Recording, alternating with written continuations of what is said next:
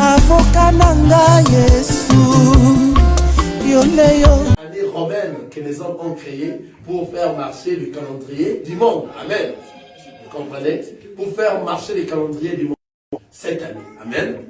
Mais l'année que nous, les enfants de Dieu, en réalité, nous entrons, c'est une année de grâce que le Seigneur est venu publier. C'est juste une seule année.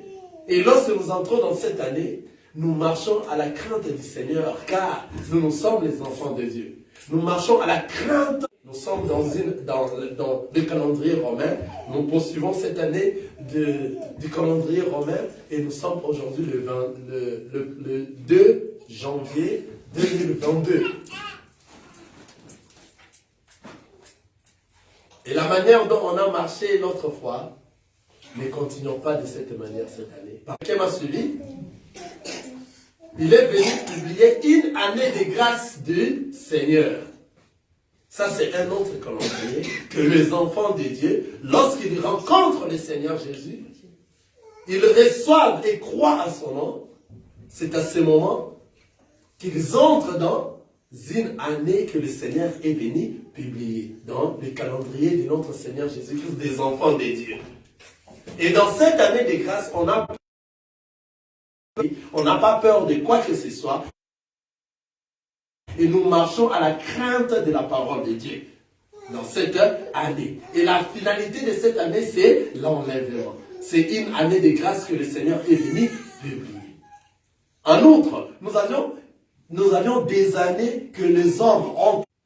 Alors, tout ce que toi tu étais en train de faire dans l'année romaine de 2021, en tout cas, nous vous en prions de ne plus le faire pour continuer maintenant à marcher comme étant un enfant de Dieu qui cherche à entrer dans les grâces que le Seigneur est venu publier. Quelqu'un a compris ça? Amen. Car une fois que vous entrez dans l'année de grâce que le Seigneur est venu publier, la finalité de cette année, c'est la vie éternelle. Ah, quelqu'un a compris maintenant. J'ai vraiment ouvert beaucoup plus dans ça. Amen.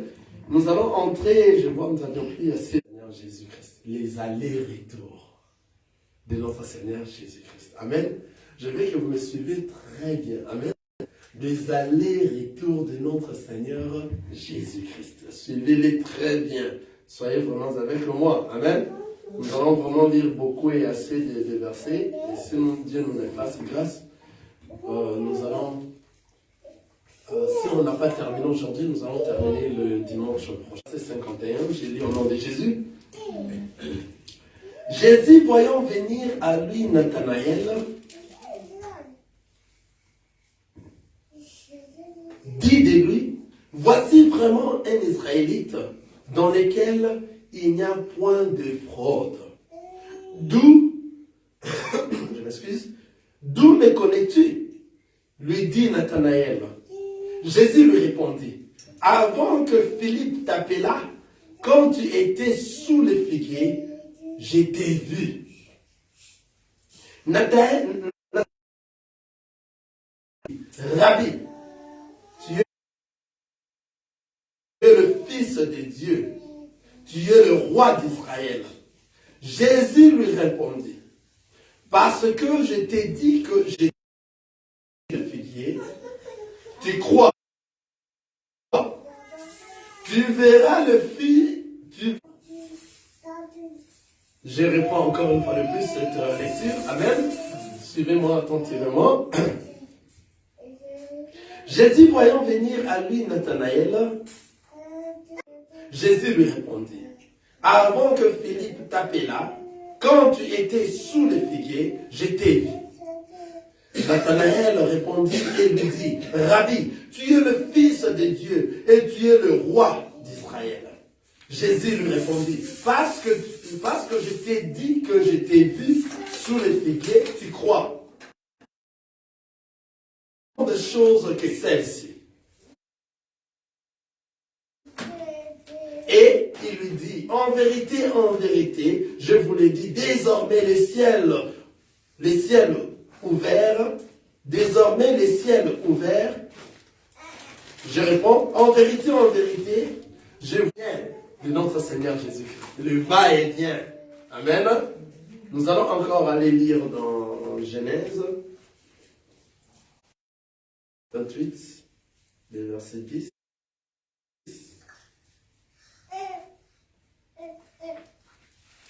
Nous partons dans Genèse, chapitre 28, le verset 10.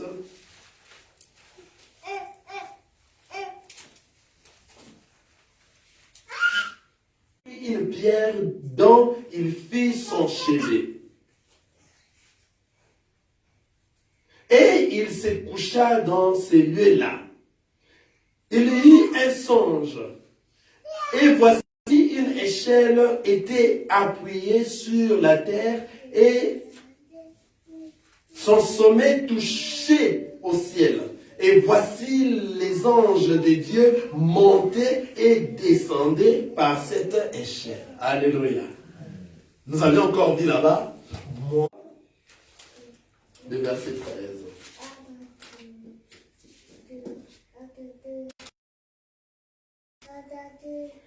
Personne n'est monté au ciel, si ce n'est celui qui est descendu du ciel, le Fils de l'homme qui est dans le ciel. Nous sommes en train de voir les va-et-vient du Fils de l'homme, n'est-ce pas? Quelqu'un est en train de... Alléluia! Quelqu'un... Voilà, il y a le monter et le descendre, le va-et-vient de notre Seigneur Jésus-Christ. Maintenant, nous allons entrer dans la base de notre lecture. Amen. Nous ouvrons maintenant dans le livre de Marc, chapitre 10, chapitre 4.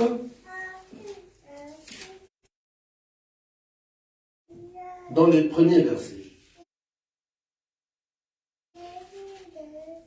Marc, chapitre 4, le premier verset. Suivez-moi très bien. Pourquoi Jésus montait et descendait lorsqu'il est venu du ciel? Alléluia. Car Jésus d'abord est venu du ciel. Comment il est venu? Alléluia. Il faut aussi commencer par là, je vois. Parce que le Seigneur, Dieu, nous confessons que Jésus est Dieu, n'est-ce pas? Nous ne confessons que Jésus réellement est Dieu. Alors, ceux qui disent que Jésus est le Fils de Dieu parce qu'ils n'ont pas encore compris la parole de Dieu. Comment Jésus est Dieu? Amen. Nous voyons l'histoire lorsque nous étions où? En Genèse, au commencement. On voit directement Adam. Amen. La présence de Dieu. Car nous savons, lorsque Dieu avait dit à Moïse de monter, c'était pour le faire voir sa résidence, n'est-ce pas? Et Dieu a demandé à Moïse de monter à la montagne pour voir la résidence de Dieu. Et il a dit, tel que tu as vu ici, tu dois aller faire la même chose sur la terre. Le modèle que tu as vu ici, tu vas reproduire le même modèle sur la terre. Et voyant Moïse descendre sur la terre, il est venu faire ce que nous appelons le tabernacle. Or, le tabernacle, il avait créé Adam et il a formé Adam, était dans le lieu très saint, dans la présence du Seigneur. Alléluia. Adam était dans le lieu très saint, dans la présence du Seigneur. Nous sommes en train de chercher comment Dieu a créé Adam. Après avoir créé Adam dans le lieu très saint, Adam était dans le lieu très saint, Adam avec Ève. Et ils résidaient dans le lieu très saint. Or, le lieu très saint, nous voyons très saint avec Dieu. Alléluia. Amen. Et Adam était habillé dans un habit de gloire. Son habillement, c'était l'habit de gloire, car dans le lieu saint, il n'y a que l'habit de gloire que nous portons. Vous voyez? Maintenant, lorsque Adam a péché, ce n'est qu'au moment où Adam avait péché qu'il a compris qu'il était nu. Quelqu'un est en train de me suivre. Suivez-moi très bien, parce qu'il y aura beaucoup de questions ici. Au moment où Adam a péché, c'était au moment où il s'est vu qu'il est de gloire. Que Adam portait, car il ne savait pas qu'il était nu. Mais après avoir péché, c'est à ce moment qu'il s'est rendu compte. Vous comprenez?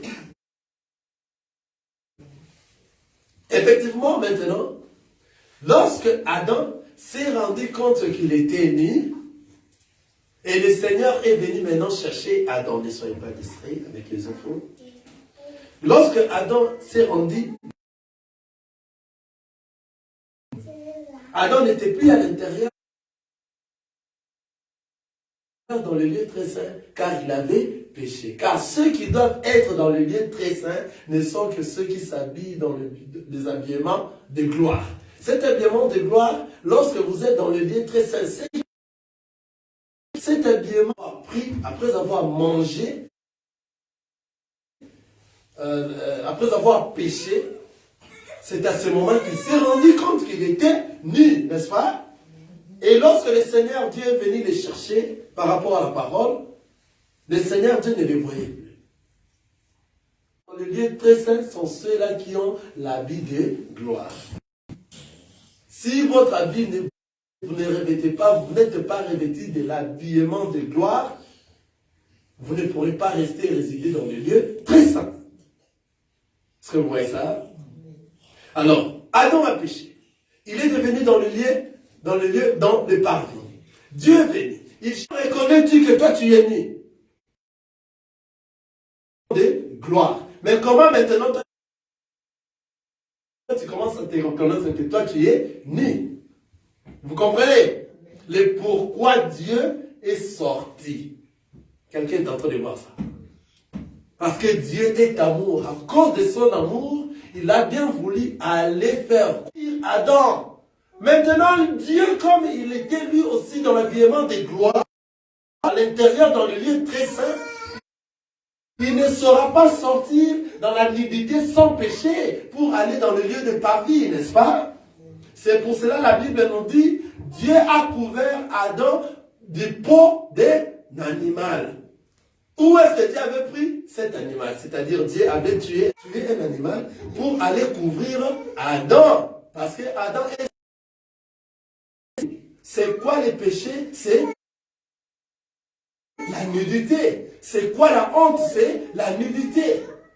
Quelqu'un est en train de voir ça.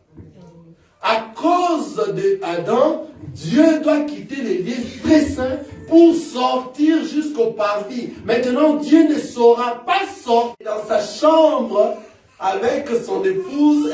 Il peut rester nu. Pour les hommes mariés. Alléluia. Amen. Lorsque vous êtes dans votre chambre avec votre épouse, vous pourrez rester nus. Mais pour sortir au salon, vous devez vous habiller. Vous comprenez cela? Amen. Et vous pourrez vous habiller. En train de voir ça. Amen. C'est la même chose un peu.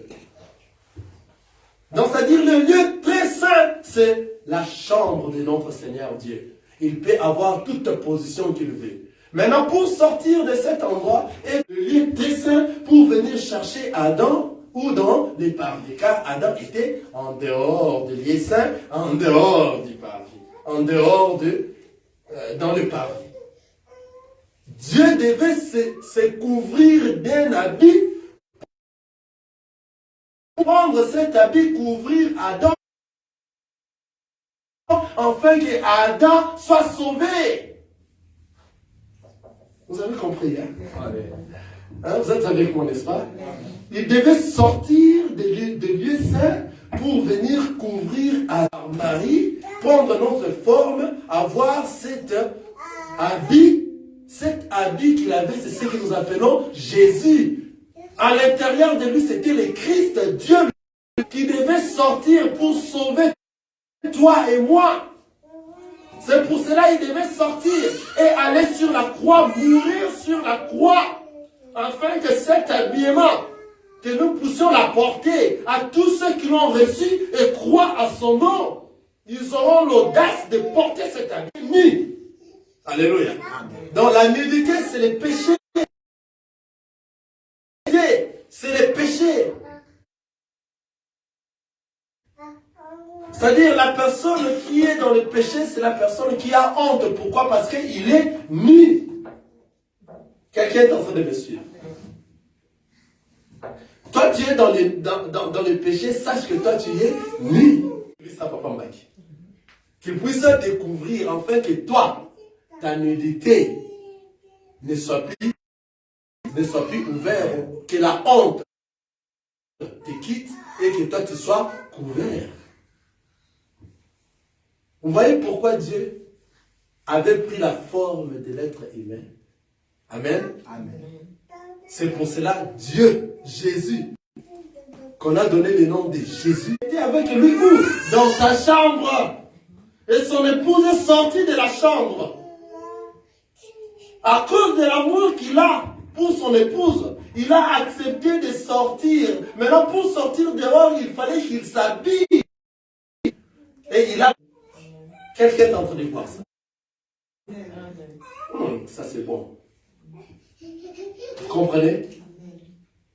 Maintenant, lorsqu'il est sorti, il est venu dans le monde.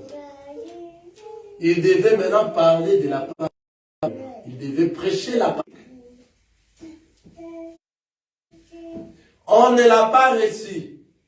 Personne n'avait reçu sa parole. C'est pour cela que nous sommes en train de dire du va-et-vient de notre Seigneur Jésus. Des allers-retours. Vous avez compris pourquoi Jésus, pourquoi Dieu est venu sur la terre en forme de Jésus? Il vient chercher son épouse qui est devenue vêtir pour venir donner ses vêtements à son épouse et lui mourir nu sur la croix, afin que l'épouse ait la vie. Donc, c'est-à-dire la honte, ce n'est pas les choses de ce monde. Quelqu'un est avec moi, n'est-ce pas? Pour épingler. Ceux qui sont aux États-Unis n'ont plus honte. Ont honte parce qu'il y a la pauvreté, par exemple. Ce n'est pas ça la honte. Ce n'est pas parce que toi, tu as reçu le visa, tu étais au Congo, tu as reçu le visa pour aller aux États-Unis, Dieu t'a enlevé la honte. Non, ce n'est pas la honte que la parole de Dieu est en train de dire. Tu étais pauvre, tu n'avais pas de l'argent, et que le Seigneur t'a donné l'argent, il t'a enlevé la honte. Non! Ce n'est pas parce que toi tu ne mettais pas au monde. Tu avais la honte parce que tu ne mettais pas au monde. Maintenant tu as mis au monde, le Seigneur t'a enlevé la honte. Ce n'est pas ça la honte! Ce n'est pas ça la honte. La honte, c'est la nudité. La nudité, c'est le péché. Comment est-ce que toi, tu dois être nu? C'est-à-dire, lorsque toi, tu commets un péché, tu deviens nu à la présence du Seigneur. Le Seigneur va te chercher. Où es-tu? Tu n'es plus là, dans sa présence. Vous avez compris la honte? Parce que, si nous disons que la honte, vous comprenez cela? Donc, si vous dites que la honte, parce que moi, je ne me mettais pas au monde, la honte, tu as menti. Ce n'est pas ça la honte. Car lorsque le Seigneur Dieu t'enlève la honte, tu n'auras plus jamais honte dans ta vie. Car ceux à qui la honte est enlevée, c'est-à-dire ce sont ceux qui honte, et il aura la vie éternelle. Amen. Comprenez cela? Amen.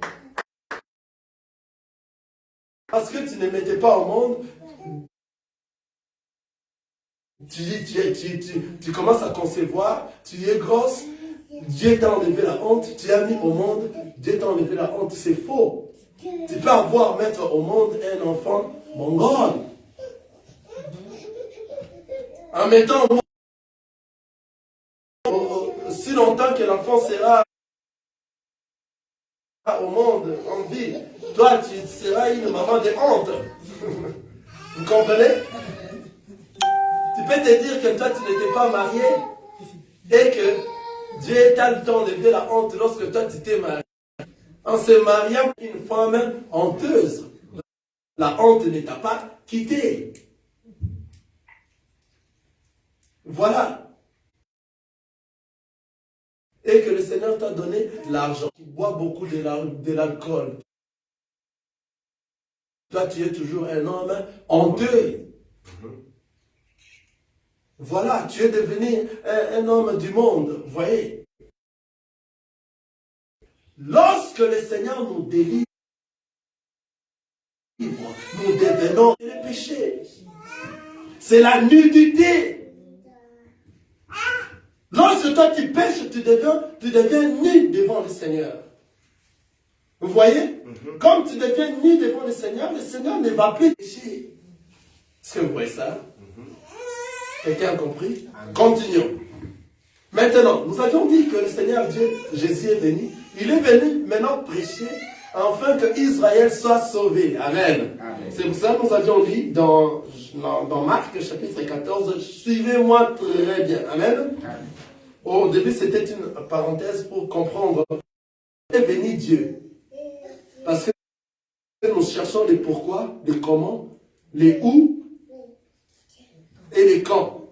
D'où Dieu, Jésus est venu. Donc Jésus est Dieu. Comment Jésus est Dieu? Donc c'était Dieu qui était à la recherche de son épouse, à qui il était avec son épouse. Et lorsqu'il verra son épouse, il va revêtir à son épouse son habit. Et lui, à cause de son épouse, il va mourir sur la croix nu. Et son épouse aura la vie éternelle. On a compris ça, n'est-ce pas? On continue. Jésus de lui. Il monta et s'assit dans une barque sur la mer. Toute la foule était à terre sur le rivage. Il enseignait beaucoup de choses en parabole. Et il leur dit dans son enseignement. Nous lisons Marc chapitre 4, le verset 1 jusqu'au verset 2. On se limite là. Quelqu'un a dit ça? Jésus s'est mis de nouveau à enseigner au bord de la mer. Ça dit beaucoup de choses. Mais nous allons donner pour aujourd'hui. Une grande foule s'étant assemblée auprès de lui. Une grande foule, saisissez cela, s'étant assemblée auprès de qui? De Jésus. Il monta et s'assit dans une barque sur la terre. C'est-à-dire tout ce qu'il était en train de faire, le Seigneur Jésus était en train de répéter ce qui a déjà été fait. Parce que il y avait aussi des va-et-vient de l'oiseau. Alléluia, du corbeau. Quelqu'un est en train de voir ça? Lorsqu'il n'y avait plus de la pluie, Noé avait envoyé le corbeau. Le corbeau est allé et le corbeau est revenu. Le corbeau était là pour enseigner le Seigneur Jésus-Christ. Quelqu'un est en train de voir ça? Donc, quels sont les va-et-vient du corbeau? Ce sont tous les prophètes qui ont prêché avant Jésus et qui ont prêché qu'il y aura. Alors, il y avait des va-et-vient des prophètes. Comment on a su que c'était des va-et-vient des prophètes? Donc, c'est-à-dire, il y avait des prophètes qui venaient parler la même chose, qui répétaient la même chose à son peuple. Mais le peuple n'écoutait pas, les tuer. Donc, lorsque un prophète est né, il a prêché la parole de Dieu, on l'a tué, le prophète est rentré. Vous avez vu ça? Il est né, un autre est né, il a prêché la parole, on l'a tué, il est rentré. Vous avez vu les va-et-vient? Dieu envoie encore un autre prophète. Esaïe est venu, il a prêché, on l'a tué et il est rentré. Ce sont des va-et-vient du corbeau. Nous allons revenir à ça. Vous avez vu les va-et-vient de la même chose, la répétition de ce qui était passé. Vous voyez? Alors Jésus, tout ce qu'il était en train de faire par ses gestes, par sa façon de prêcher, tout était dans la répétition de ce qui s'est passé, et puis c'était dans la parabole. Pour comprendre ça, il faut que le Seigneur envoie en fait que tu vois tout ça. Alléluia.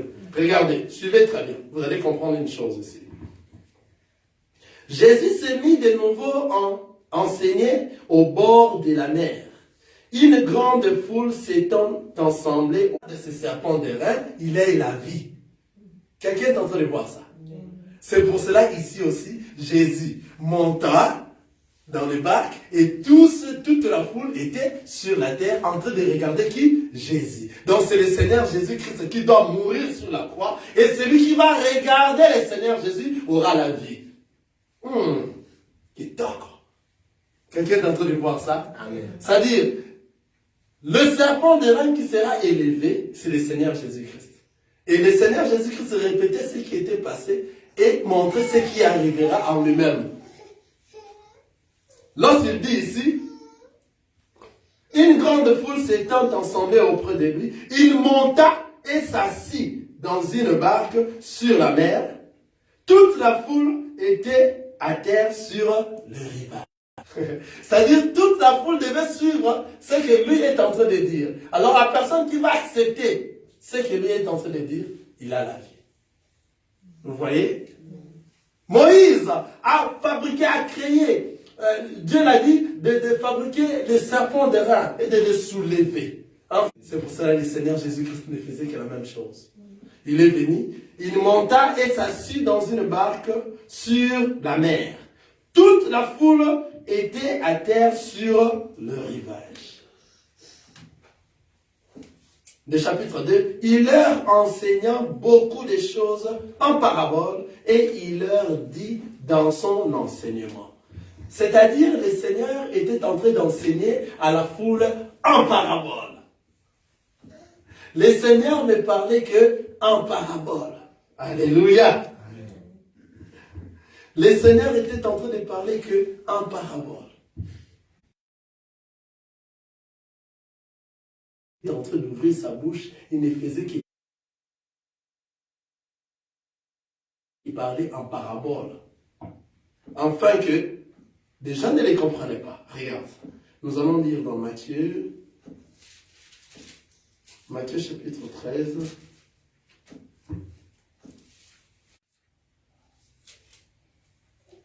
Matthieu chapitre 13. Nous lisons le premier verset, regardez. Une grande foule s'étant assemblée auprès de lui, il monta dans une barque et il s'assit. Toute la foule s'éteignait sur le rivage. C'est la même parole, n'est-ce pas? Regardez maintenant si nous lisons ici dans le verset 10. Regardez. Verset 10.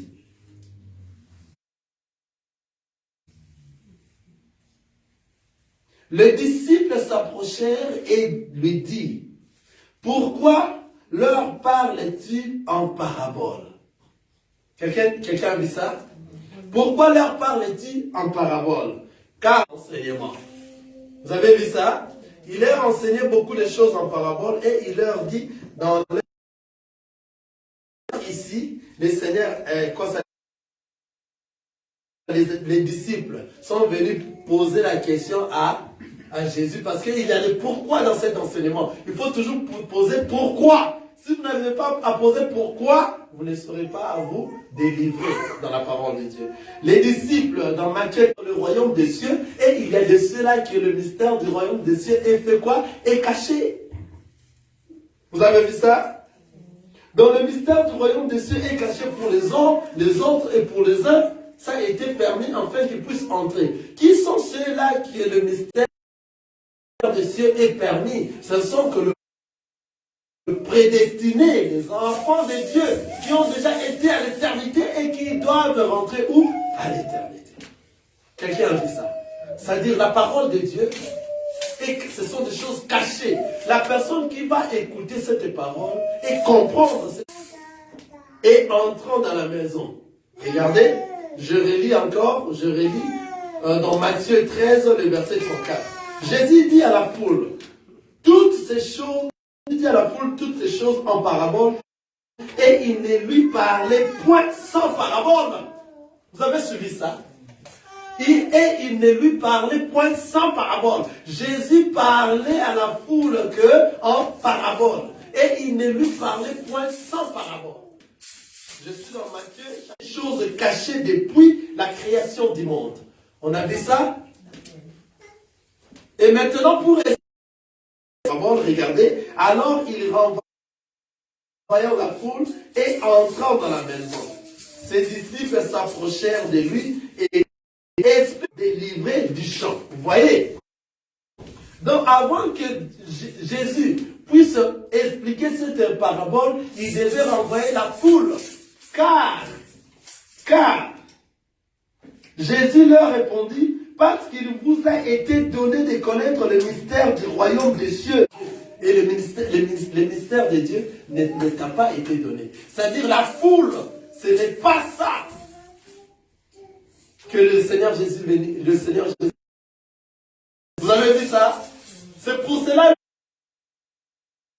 était en train de parler en parabole. Il y a même un endroit, il a dit, je suis en train de parler en parabole afin qu'ils aient les oreilles, qu'ils n'écoutent pas, qu'ils n'aperçoivent point, qu'ils aient les yeux, qu'ils ne voient pas.